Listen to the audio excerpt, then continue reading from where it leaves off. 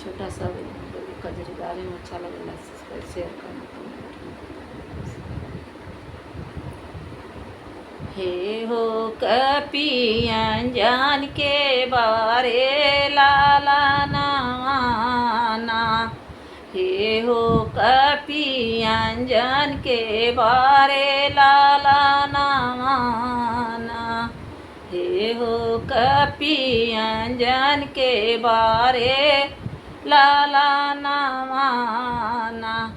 कैसे सात समुंदर कुदला, कैसे पार उतरला ना, कैसे सात समुंदर कुदला, कैसे पार उतरला ना।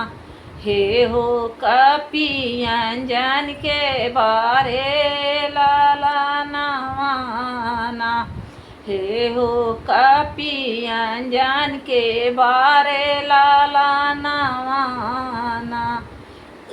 कैसे मेघनाथ पहचानला, कैसे लंका जरवला ना, कैसे मेघनाथ पहचानला, कैसे लंका जरवला ना।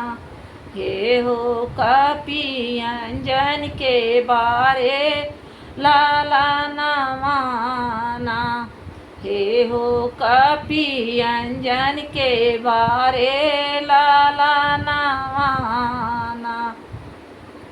छल से सात समुंदर कुदली, बाल से पार उतरली ना, छल से सात समुंदर कुदली, बाल से पार उतरनी ना।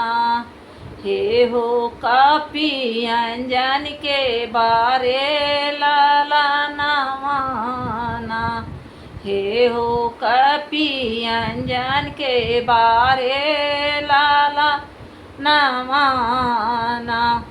बुद्धि से मेघनाथ पहचाननी, झट से लंका जरवली ना, बुद्धि से मेघनाथ पहचाननी, झट से लंका जरवली ना। हे हो कपियन जान के बारे लाला नाना, हे हो कपियन जान के बारे लाला नाना, हे हो कपियन जान के बारे ला